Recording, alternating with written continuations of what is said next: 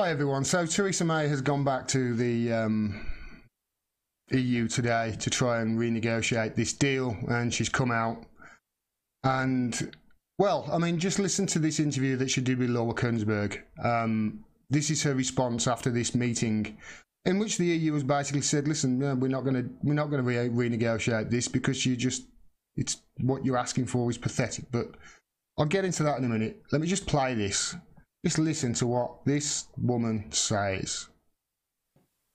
What is it that you've been specifically asking the European Union for? Because their leaders don't seem to think that you have anything new. Okay, that's a good question by Laura Kuenssberg, because that's the stance. That's the obvious glaring thing that's coming out from all this. What's the point in doing all this? They're saying no. You keep saying we're going to renegotiate, but they're saying no. What's the point? It's a good question. Well, I've had a good series of meetings today. We've had robust discussions, but they've been constructive. What I've set out is our clear position that we must secure legally binding changes to the withdrawal agreement to deal with the concerns that Parliament has over the backstop.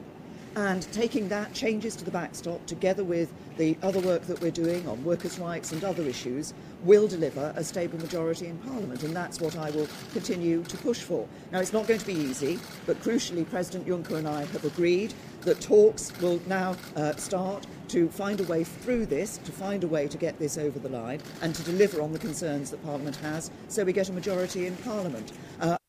So that's about 45 seconds so far of an answer where she hasn't answered the question, but she's talked a lot. This is classic policy. She's very good at it.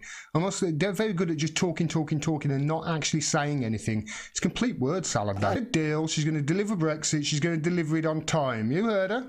She's going to do the deal. She's going to deliver Brexit. She's going to deliver on time. Now, Laura Kuenssberg here, I know a lot of people give her a lot of grief, and I think in some cases rightly so, and in some none. But since I started doing this this video channel, if you like, I've got a list of rules that I go by, and one of the rules, I think it's rule 18, is to listen to people in their own words before I cast judgment upon them. And Laura Kuenssberg here is very, very, very good. She hasn't been on something else in the last year, which I called her out on, but everything else she has been very good, and she nails it and comes back at the Prime Minister and really keeps asking her this question. She asks her two more times, and two more times the Prime Minister avoids the question before she finally walks off. Watch. Prime Minister, you keep asking for changes to the withdrawal agreement, the divorce deal. The European Union very firmly keeps saying no. Now, Donald Tusk said some of your colleagues... Look at her face. Look at that face. She is pissed here. ...should be sent to hell in the end yesterday. Aren't you stuck in some kind of purgatory? No, first of all, I've raised with President Tusk the language that he used yesterday, which was not helpful and caused widespread dismay in the United Kingdom. And the point he's called widespread dismay. Let it play, Gordon. I made to him is that we should both be working to ensure that we can deliver a close relationship between the United Kingdom and the European Union in the future, and that's what he should be focusing on. But why do you believe that in the end they may change their minds? Because everything that comes out of European leaders' mouths here says they will. So Laura Kuenssberg now has asked the same question. This is the third time she has asked this question. And again, she's getting pissed off here, you can see. Not change that part of the agreement, the divorce deal.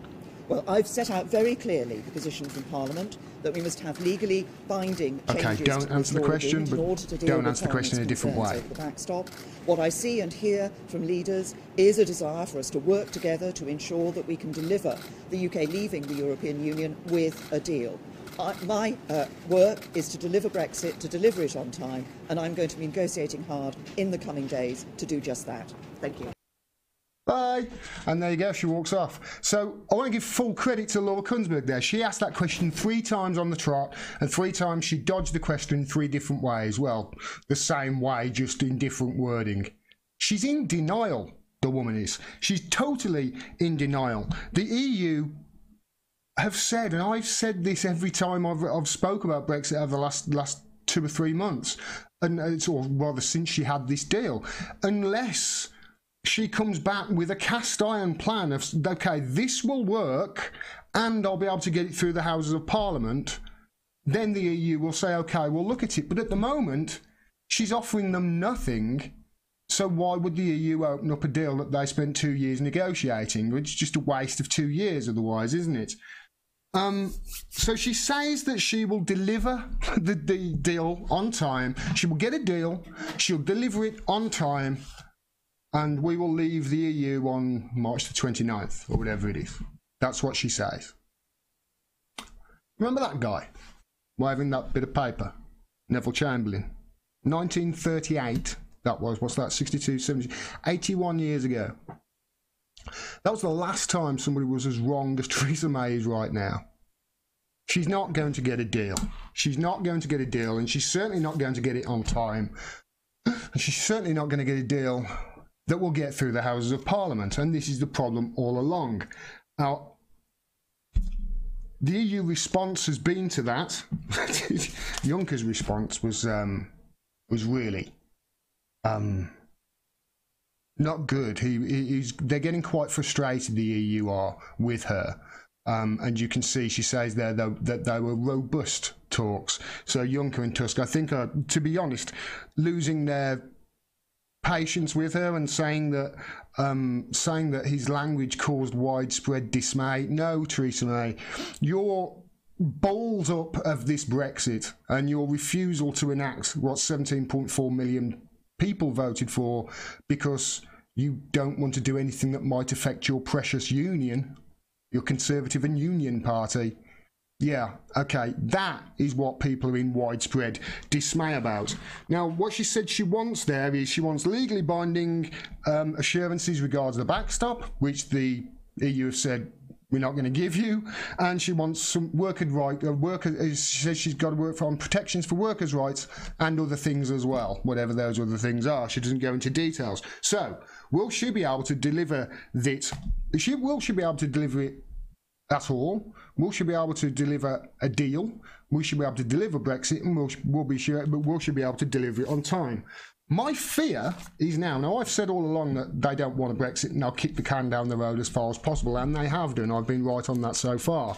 However, my fear is that they are actually going to we are going to end up de facto with what they are calling a no-deal Brexit, which in itself, the wording is propaganda, because it's not a no-deal Brexit, it's a Brexit under WTO rules, which is essentially the same way as America and Australia deal with the rest of the world. So no-deal Brexit, a bit of scaremongering there. It's more like a Brexit on WTO terms. And my fear is that they are going to use the fear of a no-deal Brexit and the excuse that we've had a no-deal Brexit and we've got to tighten our belts. Jamal Thomas spotted this, and this was the government's draft proposal to what would happen if we had a no-deal Brexit, and they called it Operation Yellowhammer.